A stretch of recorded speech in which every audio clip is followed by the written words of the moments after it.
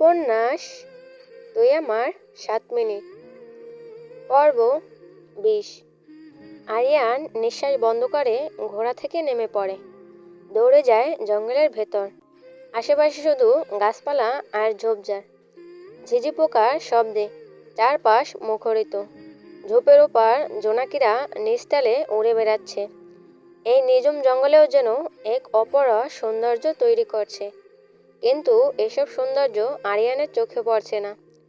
চাঁদের ঝাপসা আলোয় মাধবীকে খুঁজে যাচ্ছে।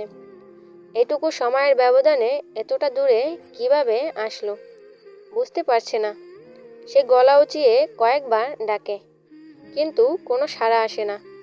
আরিয়ান কি করবে কিছুই মাথায় আসছে না। হাতে কোনো টর্চ বা হারিকেন কিছুই নেই। সে পাগলের মতো আশেপাশে খোঁজে, কিন্তু মাধবীর কোনো চিহ্ন পায় না। দিশা না পেয়ে এবার গভীর জঙ্গলে ঢুকে পড়ে।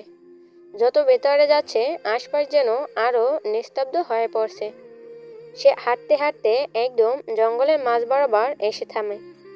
নাকে বাড়ি খায় চিরচেনা সেই গায়ের সুঘ্রাণ। তার বিন্দুমাত্র ভুল হয় না ঘ্রাণটা চিনতে। সে সেখানেই থমকে যায়, যেন এতক্ষণে বিঁধে থাকা গলার কাটা নেমে গেছে। কিছুটা স্বস্তির নিঃশ্বাস নিয়ে আশেপাশে তাকায়। অন্ধকারে জ্বলজ্বল করে ওঠে মাধবীর সাদা শাড়িটা, আর সাদা চাদরটা বেঁধে আছে পাশের এক নাম না জানা কাঁটাযুক্ত গাছে। মাধবীকে এভাবে বসে থাকতে দেখে সে আস্তে করে ডাক দেয়, মধু। কিন্তু কোনো জবাব আসে না। আরিয়ান আরেকটু এগিয়ে যায়, এবার আরেকটু জোরে ডাক দেয়, এই পরীর বাচ্চা। কিন্তু মাধবী একইভাবে বসে আছে, কোনো নাড়াচাড়াও করছে না। মাথাটা কাত করে একটা গাছের সাথে হেলান দিয়ে বসে আছে। আরিয়ান এগিয়ে গিয়ে মাধবীর কাঁধে হাত রাখে, তবুও মাধবীর কোনো হুঁশ নেই। আরিয়ান নিজেও মাধবীর সামনে গিয়ে বসে। মাধবী চোখ বন্ধ করে গাছের সাথে হেলে বসে আছে। সে কতক্ষণ নীরবে তাকিয়ে থাকে, সেই অশ্রুসিক্ত চোখে, যে চোখ সে সেদিনের পর থেকে আর কান্না দেখেনি, যে চোখ সেদিন কান্না করেছিল শুধু তার বাবার জন্য। বিষয়টা আরিয়ানকে অবাক করে, ভীষণ অবাক। সে হালকা ঝাঁকি দেয় মাধবীকে। সঙ্গে সঙ্গে মাধবীর চোখ খোলে। মাধবীর চোখ দেখে আরিয়ান আঁতকে ওঠে। লালচে চোখ দুটোয় চাঁদের আলোয় দেখা যাচ্ছে অশ্রু ঝরতে। এক অপরূপ সুন্দরী রমণীর রাতের আধারে বসে কান্না করছে। কি ভয়ঙ্কর দৃশ্য! আরিয়ান মাধবীর হাতটা ধরে, সাথে সাথে মাধবী হাতটা ঝাড়িয়ে দিয়ে ফেলে দেয়। আরিয়ান অবাক হয়ে জিজ্ঞেস করে, কি হয়েছে মধু? মাধবী অস্পষ্ট স্বরে আওড়ায়, আমার আব্বাকে এনে দিন। এই রাতের বেলায় হঠাৎই মাধবীর এমন আবদারে আরিয়ান কিংকর্তব্য বিমূঢ়। সে আবারও জিজ্ঞেস করে, মধু, কি হয়েছে? কেন এমন করছিস?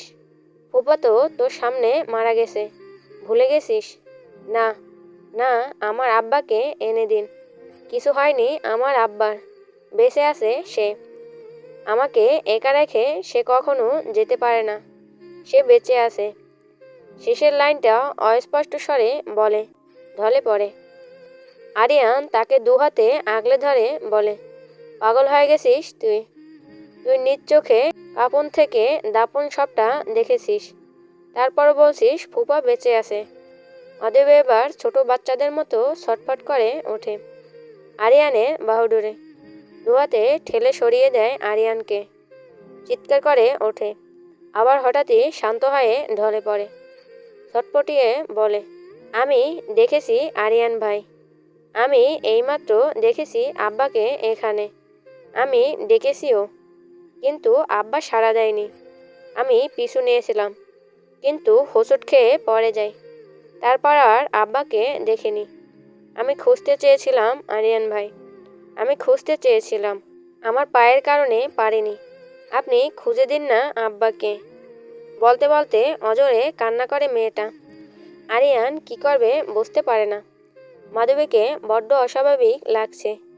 তার ওপর এত রাত হয়ে গেছে। এই জঙ্গল থেকে বেরোনোর রাস্তাও তার জানা নেই। সে মাধবীকে বোঝানোর চেষ্টা করে, হয়তো তোর মনের ভুল মধু, যে মারা যায় সে আর কখনো ফিরে আসে না। তোর মাথায় সবসময় এগুলো চলে, তাই তুই এইসব দেখেছিস। কিচ্ছু হয়নি এরকম। যে বোঝে না তাকে বোঝানো যায়, কিন্তু যে বোঝে তাকে কখনো বোঝানো যায় না। তুই বুঝে শুনে এরকম পাগলামি করছিস মধু। আমি পাগলামি করছি না, আমি নিজ চোখে দেখেছি। নিজ চোখে তো তুই তাদের দাফনও দেখেছিস। মাধবী দমে যায়। সে কোনটা বিশ্বাস করবে? একটু আগে ঘটে যাওয়া ঘটনাটা, না 2 বছর আগে ঘটে যাওয়া ঘটনা? একের পর এক ঘটে যাওয়া ঘটনাগুলো মাধবীর মনে তীব্র কৌতূহল সৃষ্টি করে। সব মাথার উপর দিয়ে যাচ্ছে তার। সে আর একটাও কথা বলতে পারে না। আরিয়ান কিছুক্ষণ অপেক্ষা করে যেন মাধবী নিজেকে কিছুটা স্বাভাবিক করতে পারে। মাধবীর পা দুটো নিজের উরুর উপর রাখতে রাখতে বলে, দেখি পায়ে কি হয়েছে, ছুবেন না আমায়। আরিয়ান মুচকি হাসল। পাশের ঝোপ থেকে ঔষধি পাতা এনে চটকে পায়ে লাগিয়ে দিতে দিতে বলে, কেন, ছুলে কি হবে? বিয়ের আগে আপনি আমার জন্য হারাম। আপনার সাথে চলাফেরাতেও গুনাহ হচ্ছে আমার, কিন্তু কিছু করার নেই, তাই আপনাকে সাথে রাখি। বিয়ের আগে কখনো আমাকে ছুঁবেন না। আরিয়ান মাধবীর স্বাভাবিক হয়েছে ভেবে ঠোঁট কামড়ে হেসে বলে, বিয়ে কে করছে তোকে? মাধবী বুড়ুকুসকে তাকায়। কি মনে হচ্ছে আপনার? আপনার সাথে এমনি এমনি কথা বলছি। আপনি? কথা শেষ করার আগেই সহসা এক আলোচ্ছটা এসে পড়ে দুজনের উপর। হারিকেনের তীব্র আলোয় দুজনেই চোখ মুখ কুঁচকে নেয়। একদল লোক হারিকেন হাতে চেঁচিয়ে চেঁচিয়ে এদিকেই আসছে। জঙ্গলের মধ্যে কেডা কথা কয়? কোন ছাওয়ালরা রাইতের বেলা জঙ্গলে আইসোস নষ্টামি করতে? বাইর হ চিপা থেইকা, তগো চান মুখটা দেহি। এরকম একের পর এক হাঁক ছাড়তে ছাড়তে তারা এগিয়ে আসছে। মাধবী আটকে উঠে বলে, এরা কারা আরিয়ান ভাই? মাধবী আটকে ওঠা দেখে আরিয়ানও অবাক হয়। এই মেয়ে তো এরকম করার মেয়ে না, তবুও উত্তর দেয়, খুব সম্ভবত এরা মোবাল। রাতে মধুচাক ভাঙতে আসে জঙ্গলে। আরে এখান থেকে চলুন, আমাদের এভাবে এখানে দেখলে খারাপ ভাববে। এর মধ্যে ওরা সামনে এগিয়ে এসেছে। ওদের এক পলক দেখে আরিয়ান মাধবীর দিকে তাকায়, চেঁচিয়ে বলে, পরীর বাচ্চা, তোকে নিষেধ করছিলাম সাদা শাড়ি পরতে, এখন কুয়াশা পড়ে ভিজে যাতা অবস্থা। আগে শাড়ি ঠিক কর, গায়ে চাদর দে। মাধবী চাদর গায়ে দিতে ওরা আরিয়ানের কাছে এগিয়ে আসে। পা থেকে মাথা পর্যন্ত দুজনকে একবার পরোক্ষ করে বলে, কিরে বেটা, এই রাইতের বেলা জঙ্গলে আইসোস মঙ্গল করবার লাইগ্যা? তোগো মতন নষ্ট পোলাবাইনগো লাইগ্যা সমাজটা আইস শেষ। মাধবীর মুখটা ঢেকে এগিয়ে আসে, ওদের সামনে দাঁড়িয়ে বলে, খবরদার আর একটা উল্টোপাল্টো কথা বললে আপনি যে আমার বড় সেটা আমি ভুলে যাব। লোকগুলো খেকিয়ে ওঠে, আরে মাইয়ের দি আবার তেজ আছে, লাঙ্গের লগে দোষ করবা কইলে আবার বড় বড় কথা। এই এডিরে ধইরা জমিদের কাছে নিয়ে চল। এবার আরিয়ান মুখ খোলে, আরেকটা খারাপ কথা যদি ওর উদ্দেশ্যে বলিস তাহলে ভালো হবে না। লোকগুলো কিছু বলতে যাবে, তার আগেই মাধবী হাত উঠিয়ে থামিয়ে দেয়। এমনভাবে হাতটা উঠিয়েছে যে ওরা থামতে বাধ্য হয়, যেন মেয়েটার আদেশই থামতে বাধ্য ওরা। তাদের মধ্য থেকে একজন লোক এগিয়ে আসে। উনি চালাক প্রকৃতির লোক। ওনার মনে হলো এটা কোনো সাধারণ মেয়ে না। কোনো সাধারণ মেয়ে হলে এতক্ষণ ধরা পড়ে কান্না করত, ক্ষমা চাইতো, আহাজারি করত। তাই তিনি সন্দেহের বশে এগিয়ে এসে প্রশ্ন করেন, এই মাইয়া তোমার বাপের নাম কি? এই পোলা কেডা? আর বাড়ি কই তোমাগো? মাধবী এক পেশে হেসে বলে, আমার বাপের পরিচয়ে পরিচিত হতে হয় না। আমি ময়মনসিংহের রানীমা, আর উনি সেনাপতি। কথাটা যেন বজ্রাঘাত ফেলে। মুহূর্তে সকলে দুপা পিছিয়ে যায়। আরিয়ান এসে মাধবীর সামনে দাঁড়িয়ে বলে, জঙ্গল থেকে বেরোনোর রাস্তা কোন দিকে? সকলে কিছুক্ষণ চুপ থাকে। তারপর একজন এগিয়ে আসে। তিনি জমিদার কাশেমের বাড়ি থেকে কাজ করে। 2 গ্রামের মধ্যে, এমনিতেই শত্রুতা। এখন যদি সে গিয়ে জমিদার কাশেমের কানে এই কথাটা তুলে দিতে পারে, তাহলেই পুরস্কার পাবে। একদম তাজা খবর, ময়মনসিংহে রাজ্য রানী ও সেনাপতি রাতের আঁধারে হাতে নাতে ধরা পড়েছে। এসব ভেবেই লোকটা এগিয়ে এসে বলে, তা মানলাম আপনি ময়মনসিংহের রানীমা, কিন্তু এই রাতের বেলা জঙ্গলের মধ্যে কি? সেনাপতির লগে রাজ্যর ব্যাপারে আলাপ করতে আইছেন। লোকটার ইঙ্গিত সূচক কথাটা বুঝতে পেরে মাধবী এগিয়ে এসে বলে, নিজের মন মানসিকতা আগে ভালো করুন, পরে না হয় আপনাকে বলছি আমরা কেন এসেছি জঙ্গলে।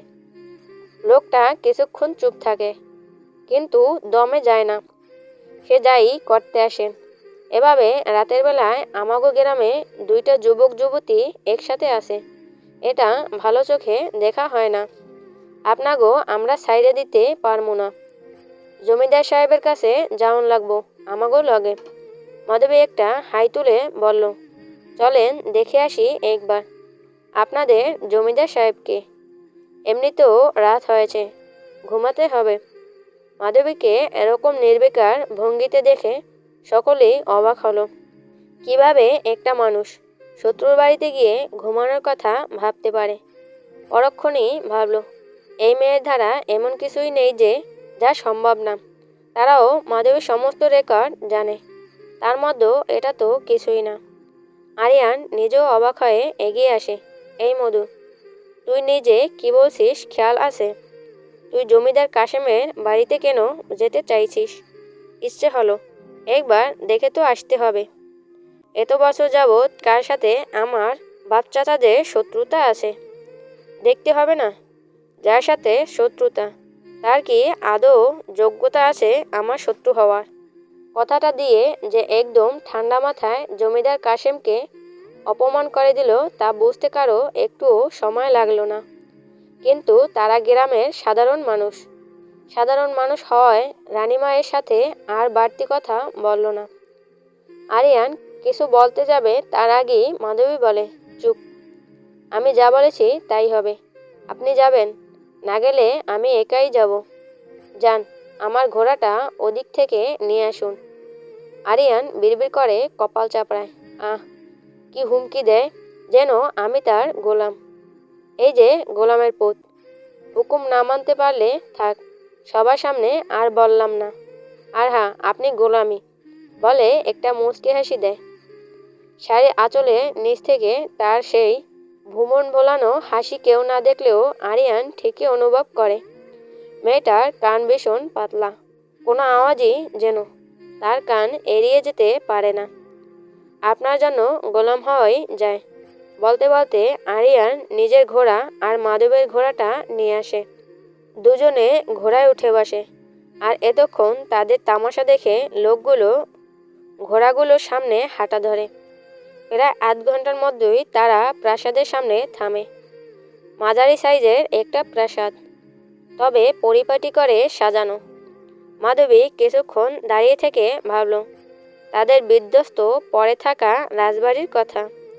এই বাড়ির মতো তো তাদের বাড়িও এরকম ঝাঁকজমক থাকতো।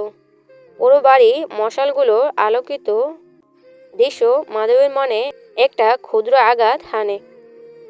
তাদের অতিথিশালায় বসতে দিয়ে এই গ্রামের সেনাপতি বলে, আপনারা বসুন, আমি জমিদার কাশেম চৌধুরীকে খবর পাঠাচ্ছি। মাধবী ঠোঁট উল্টে লম্বা শ্বাস নিয়ে বলে, এরাও চৌধুরী? বাহ, চৌধুরী চৌধুরী লড়াই, ব্যাপারটা সুন্দর। মধুর বাচ্চা, তোর মুখটা বন্ধ রাখ। কি রানীমা, হয়েছে কি? শত্রুপক্ষের বংশের নাম জানিস না? উফ আরিয়ান ভাই, শত্রুদের ভাগ্য এত ভালো রাখতে নেই যে আমি তাদের বংশের নাম পর্যন্ত মনে রাখব। তারপর সেনাপতির দিকে তাকিয়ে বলে, যান, আপনাদের গণ্যমান্য জঘন্য জমিদার চৌধুরীকে শুধু সংবাদটা দিয়ে আসুন। সেনাপতি কেসে ওঠে, কি কথার সিঁড়ি! তিনি তৎক্ষণাৎ সালাম দিয়ে সেখান থেকে বিদায় নেয়। সেনাপতি যেতেই আরিয়ান বলে, এই শুধু সংবাদ মানেটা কি? গণ্যমান্য জঘন্য জমিদার চৌধুরীর জন্য তো এটা সুখবরের সাথে দুঃসংবাদই। তাই সংক্ষেপে বললাম শুধু সংবাদ। আরিয়ানও তার মতো করে বলে, তোর মতো দুঃশিক্ষিত মানুষ দুনিয়ায় কমই আছে।